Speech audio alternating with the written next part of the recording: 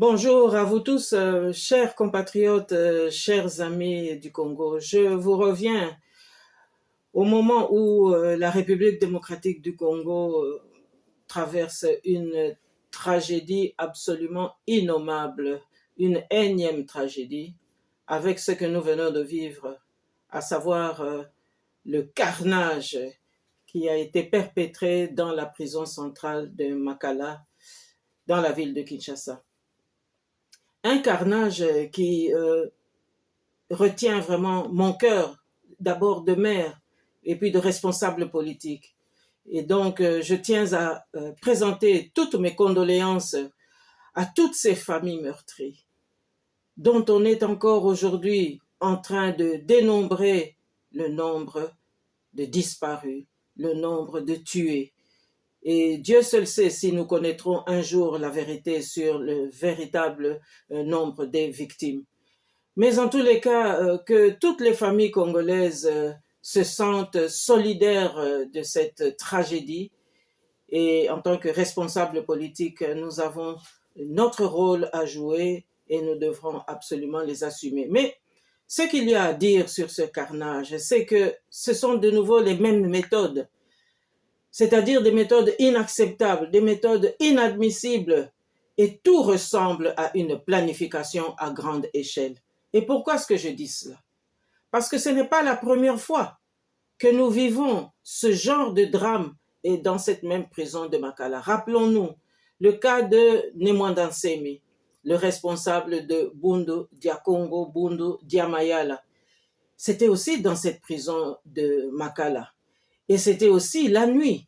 Les assaillants sont venus, ont dispersé les prisonniers. Et quelque temps après, nous avons vu que le responsable de Bundu Dia-Mayala était porté disparu. Et il y a toujours eu l'omerta autour de cette évasion supposée, et plus personne n'a parlé des conditions de cette disparition.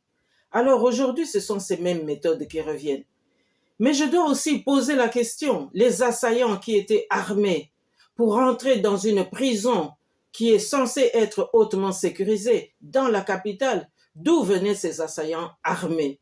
Venaient-ils de Brazzaville, puisque nous avons en souvenir l'ancien président du Sénat, M. Mbosso, qui nous disait clairement il y a quelques mois que les frontières de la République démocratique du Congo n'étaient plus assurées. Et à cette époque-là, nous avons aussi subi des incursions armées qui venaient de Brazzaville. Est-ce que ces assaillants venaient de l'Est de la République et par quels moyens, à quel moment? Mais en tous les cas, c'est le constat de l'échec général du gouvernement congolais. Et je crois qu'ici, dans tout pays qui se respecte, normalement, le ministre de l'Intérieur, le ministre de la Justice doivent démissionner. Mais je me refuse à vouloir fustiger ces seuls commis de l'État, car en fait, il s'agit de l'échec du gouvernement. Et c'est le gouvernement tout entier qui devrait se sentir aujourd'hui coupable de cette tragédie. Mais il faut aussi noter que c'est une série qui continue, car depuis 2019, combien de gens sont morts autour de Félix Antoine Tshilombo Tshisekedi? Combien de consultants, combien de conseillers, combien de sympathisants sont morts? Et tout ressemble justement à un pouvoir non pas commis à l'intérêt supérieur de la nation, mais commis à des forces obscurantistes, donc un pouvoir sacrificiel. Et donc, moi ici, je crois que 6 ans durant, nous avons vécu sous ce régime et il n'y a toujours pas de bilan. Et je suis très étonnée qu'il y ait encore aujourd'hui des Congolais qui continuent à croire que avec le pouvoir de Félix Tshilombo Tshisekedi, les choses peuvent aller mieux. Ce carnage doit nous interpeller, car cela n'est pas possible. Nous ne pouvons plus continuer comme ça. Et c'est dans ce climat que nous avons entendu M. Fayulu se prononcer maintenant pour un dialogue. D'autres l'ont rejoint dans une même revendication. Alors je crois que le moment n'est pas venu pour des dialogues. Dialoguer avec qui? Dialoguer comment? Avec quelle feuille de route? Mais tout cela me rappelle tout de même Sun City, c'est-à-dire des demandes de dialogue qui seraient dictées par une certaine communauté internationale qui, depuis 2001-2002, avait misé sur la balkanisation de notre pays. Mais je crois aussi qu'il est bon ici de rappeler à M. Fayulu et à tous ceux qui prônent pour un dialogue que le moment d'abord est venu de faire le bilan de notre pays, mais surtout de tirer les leçons du passé.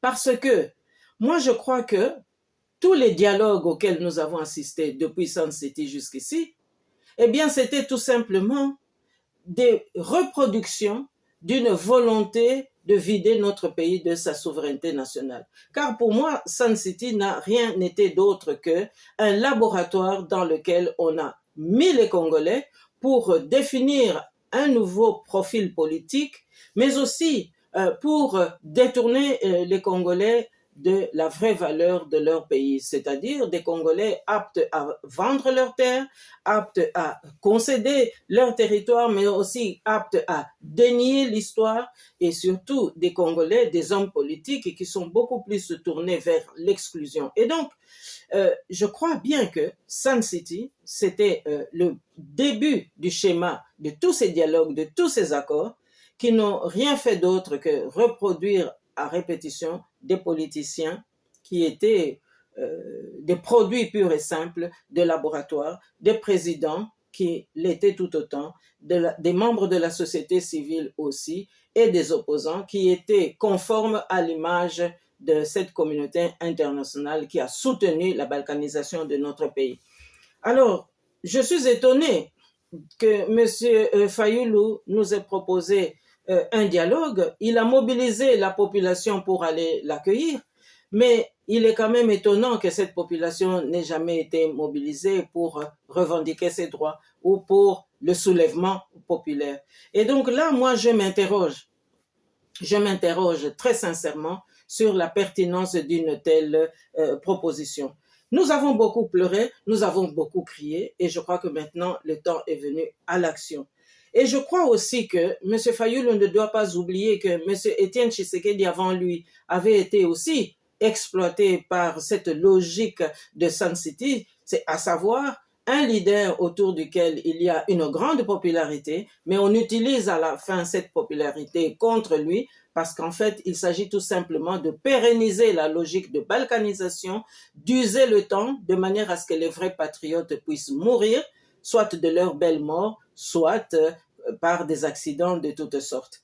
Alors, je crois qu'aujourd'hui, la popularité ne doit plus être l'ingrédient par lequel nous devons juger notre action ou par lequel on doit définir quel est l'homme politique qu'il faut pour parler de notre pays. Aujourd'hui, le Congo doit revenir à tous ceux qui ont un rôle à jouer, à tous ceux qui représentent quelque chose dans notre pays. Et donc, la diaspora dans laquelle je me trouve, la diaspora que je dirige, eh bien, je l'appelle aujourd'hui à se ressaisir.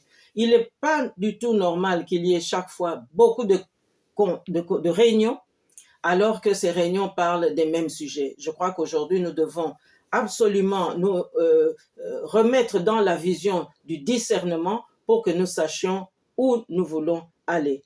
Le deuil est national aujourd'hui et c'est un deuil qui nous concerne tous et nul ne doit être exclu des solutions pérennes dont notre pays a besoin. Et je pense qu'il ne serait pas inutile d'exiger la démission du gouvernement de Félix Antoine Tshilombo Tshisekedi et pour tout dire, sa démission à lui aussi. Voilà, chers compatriotes, à très bientôt.